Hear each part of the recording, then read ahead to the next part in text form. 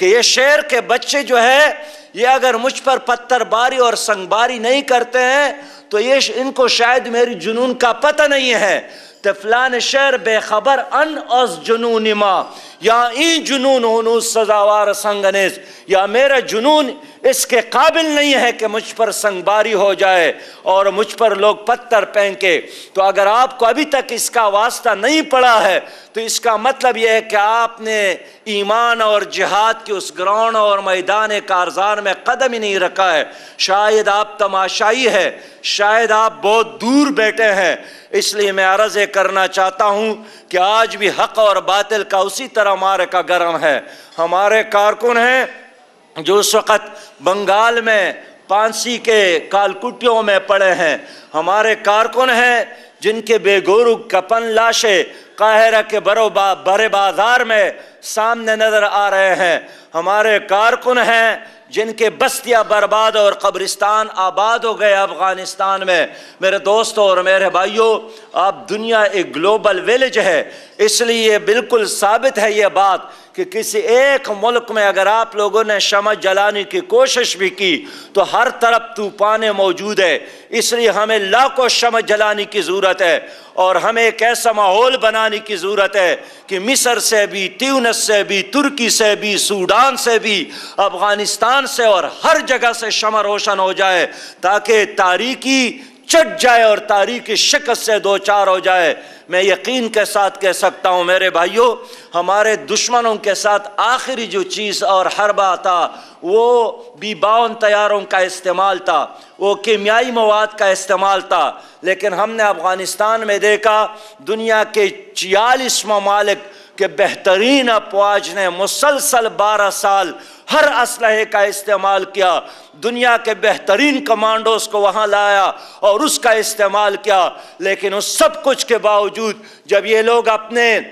ممالک سے کہتے ہیں کہ ابھی سرما ہے اور یہ زمانہ گزر جائے گا تو ان کو شکست ہوگی، ابھی گرمی ہے جب یہ موسم ختم ہو جائے گا تو ان کی، لیکن وہ جو بہاروں کے خزاں لا الہ الا اللہ، برف اور برف کے بعد گرمی اور گرمی کے بعد سردی، لیکن ان پہاڑوں کے ہر پتھر سے، ہر پودے سے، ہر ذرے سے وہی لا الہ الا اللہ محمد رسول اللہ کے نعرے اٹھ رہے ہیں. یہ اس بات کی علامت ہے کہ B-52 طیاروں سے ہمارا خاتمہ نہیں ہو سکتا ہے. یہ اس بات کی علامت ہے کہ افواج اور کمانڈوز اور اسلحے کے استعمال سے مسلمان کو ختم نہیں کیا جا سکتا. اور یہ ہماری خون میں شامل ہے کہ جتنا ہمیں شہید کیا جاتا ہے اتنا ہی نئے شہداء پیدا ہو جاتے ہیں. میرے دوستوں اور میرے بھائیوں، محترم مولانا قصوری صاحب ایک بزرگ گزرے ہیں، انہوں نے انگریزوں کے زمانے میں خیبر پختونخوا کا سفر کیا تھا تو اس نے سفر نامہ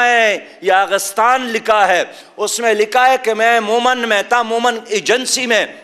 72 گھنٹے انگریزوں اور مومن قبائل کے درمیان لڑائی ہوئی، اور جب لڑائی تم گئی تو میں بھی گیا مورچوں میں دیکھنے کے لیے کہ کون شہید ہوا ہے اور کیسا ماحول ہے. کہ میں نے دیکھا کہ خواتین نکل آئی دیہاتیوں کی، اور ایک مورچے میں ایک خاتون گئی، اس نے اپنے شوہر کو اٹھایا اور اس کا سر، زخمی سر اپنے گود میں رکھا، اور اس سے وہ کہہ رہی تھی کہ آپ کو تو اللہ نے شہادت دی، لیکن اللہ کا واسطہ دے کر آپ سے یہی کہتی ہوں کہ آپ کے لیے جنت تو واجب ہے لیکن مجھے قیامت کے دن تنہا نہ چھوڑنا، میں آپ کی نکاح میں ہوں اور مجھے بھی جنت میں لے جانا. اور دوسرے مورچے میں مولانا قصوری صاحب فرماتے ہیں کہ میں نے دیکھا کہ ایک اور خاتون تھی جو دوسرے خالہ سے بات کر رہی تھی کہ میرے بیٹے نے سینے پر گولی کھایا ہے، اور دوسرے کہہ رہی تھی کہ میرے شوہر نے تو ماتھے پر گولی، اور اس طرح ایک دوسرے کو مبارکباد دے رہی تھی. اس لیے میں سمجھتا ہوں کہ ایسی ماؤں کی اولاد کو کوئی شکست نہیں دے سکتا. ہمارے ساتھ اللہ رب ذوالجلال کے فضل سے ایک محور مکہ مکرمہ اور مدینہ منورہ کی صورت میں موجود ہے. ہمارے ساتھ قرآن موجود ہے، ہمارے ساتھ نبی مہربان صلی اللہ علیہ وسلم کی ہستی اور ان کا اسوہ حسنہ موجود ہے. اور جس طرح نعرہ احد کے پہاڑی سے حضرت عمر رضی اللہ تعالیٰ عنہ نے لگایا تھا کہ نیچے سے ابو سفیان نے کہا کہ لَنَا الْعُزَّى وَلَا عُزَّى لَكُمْ، ہمارے ساتھ عزا ہے اور تمہارے ساتھ عزا نہیں ہے، اس لیے شکست سے دو چار ہو گئے۔ حضرت عمر رضی اللہ تعالیٰ عنہ جوش میں آئے اور انہوں نے جواب دیا کہ دشمن خدا سن لو، لَنَا الْمَوْلَى وَلَا مَوْلَى لَكُمْ، ہمارے ساتھ اللہ ہے اور تمہارے ساتھ اللہ نہیں ہے۔ اس لیے ہمارے ساتھ اللہ ہے، ہمارے ساتھ قرآن ہے، ہمارے ساتھ ایک ضابطہ حیات ہے جو انسان کو احترام اور مقام دیتا ہے، جو رشتوں کو بنانے اور رشتوں کو پامال نہ کرنے کا حکم دیتا ہے، جو یتیم کی کفالت کا حکم دیتا ہے، جو بیواؤں کی کفالت کا حکم دیتا ہے، جو پڑوسی کی حقوق کا حکم دیتا ہے، جو مظلوم کو تعاون دینے کا حکم دیتا ہے، جو ظالم کے خاتمے کا حکم دیتا ہے۔ میں سمجھتا ہوں محبت اور انسانیت کا علم اب ہمارے ہاتھ میں ہے۔ میرے پیارے بھائیوں اور دوستو، میں آپ سے اس لیے کہنا چاہتا ہوں کہ مغرب اب ہمارے ساتھ مکالمہ اس لیے نہیں کر رہا ہے کہ وہ ہار گیا ہے، ان کے ساتھ کوئی دلیل نہیں ہے، ان کے ساتھ کوئی پروگرام نہیں ہے، ان کے ساتھ عورت اور شراب کے علاوہ اور کوئی راستہ نہیں ہے، لیکن ہمارے ساتھ ایک مکمل پروگرام موجود ہے۔ یہ الگ بات ہے کہ ہم نے اس پروگرام کو اپنے الماریوں میں چھپا کے رکھا ہے اور اپنے لائبریریوں میں چھپا کے رکھا ہے، اور کسی نے کہا ہے کہ شمع محفل ہو کہ تو جب سوز سے خالی رہا، تیرے پروانی بھی اس لذت سے بیگانے رہے۔ بس میرے دوستو اور میرے بھائیوں،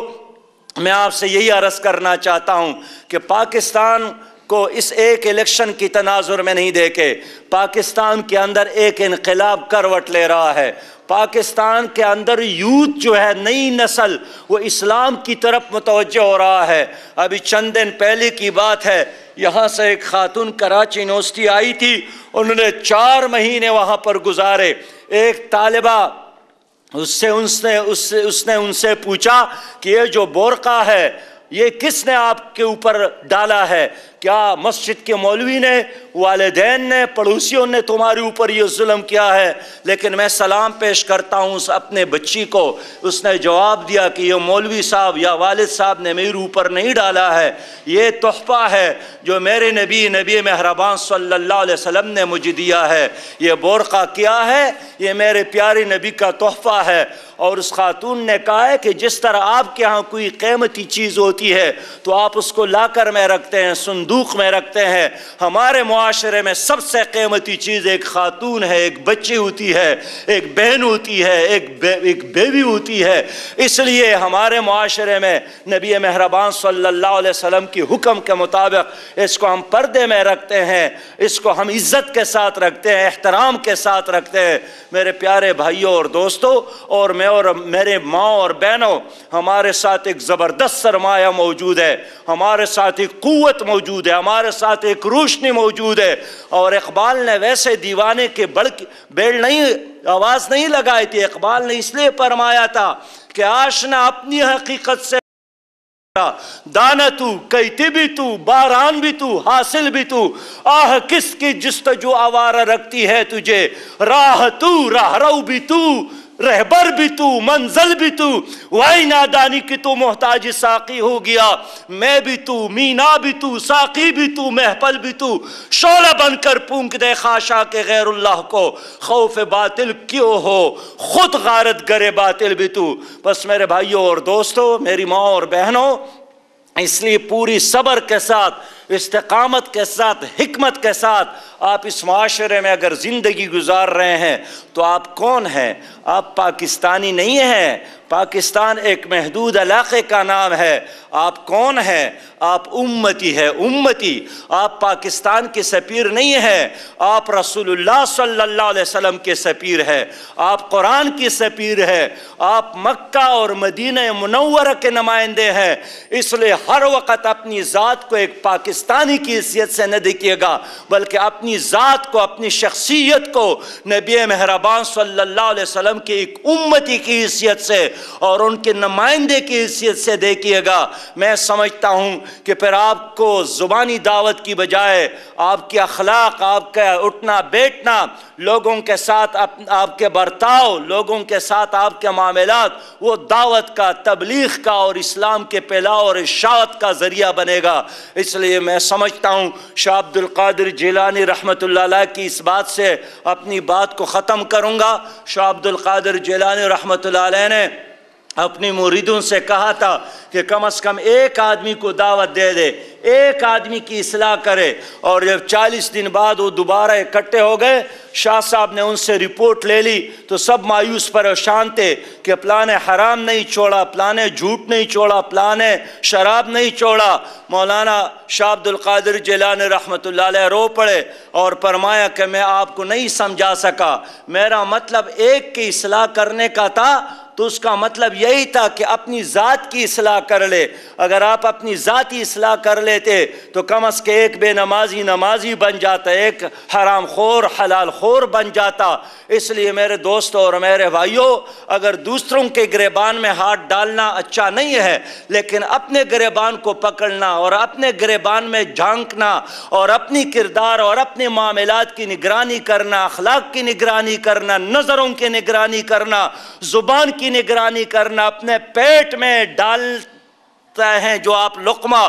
اس کی نگرانی کرنا، یہ تو آپ کی بس کی بات ہے۔ اور پھر آخری بات کہ پاکستان عالم اسلام کا مرکز ہے، پاکستان دنیا کا 7واں ایٹمی طاقت ہے، پاکستان معدنیات سے بھرپور ملک ہے، پاکستان کے ساتھ 11 لاکھ فوج ہے، پاکستان کے ساتھ ایک زبردست اسٹریٹجک اور جغرافیائی مرکز ہے، اور ساری دنیا کا محور بن سکتا ہے، عالمی اسلام کا لیڈر بن سکتا ہے، لیکن اس کے لیے وہاں ایک اسلامی قیادت کا ہونا ضروری ہے۔ کسی چیز کی کمی نہیں ہے۔ میں خود فائنانس کا طالب علم ہوں،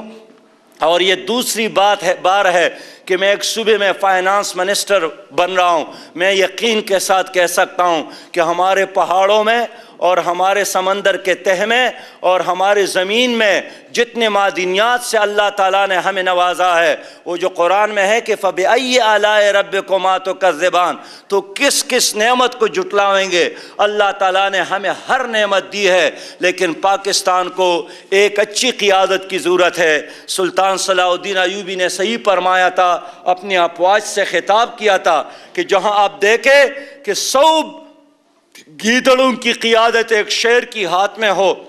اس پر حملہ مت کرو، لیکن جہاں 100 شیروں کی قیادت گیدڑ کی ہاتھ میں ہو، اس پر حملہ کرو۔ میں سمجھتا ہوں کہ 18 کروڑ پاکستانی یہ شاہین ہیں، 18 کروڑ شیر موجود ہے، لیکن اس کی قیادت بزدلوں کی ہاتھ میں ہے۔ اس لیے اس طرح اہتمام کرنا، انتظام کرنا، کوشش کرنا کہ پاکستان کی قیادت اچھے لوگوں کے ہاتھ میں آ جائے، پھر میں سمجھتا ہوں کہ پاکستان خلافت کا مرکز بنے گا۔ اور یہ خلافت اور قیادت کسی خاص قوم کے ساتھ اللہ تعالیٰ نے نہیں لکھا ہے، یہ عربوں نے اسلام کی خدمت کی، اللہ تعالیٰ نے ان کو عزت سے نوازا، ترکیوں نے اسلام کی عزت اور عصمت کے لیے جھنڈا بلند کیا، اللہ تعالیٰ نے ان کو خلافت سے نوازا، غزنوی اور عبدالی نے اسلام کا جھنڈا اٹھایا، اللہ تعالیٰ نے ان کو عزت سے نوازا، اگر پاکستان کے لوگوں نے اسلام کا علم اٹھایا، اللہ تعالیٰ اس کو عزت سے اور خلافت سے اور امامت سے اور قیادت سے نوازیں گے۔ اس لیے میں سمجھتا ہوں کہ پاکستان کے اندر وہ تمام تر صلاحیتیں موجود ہے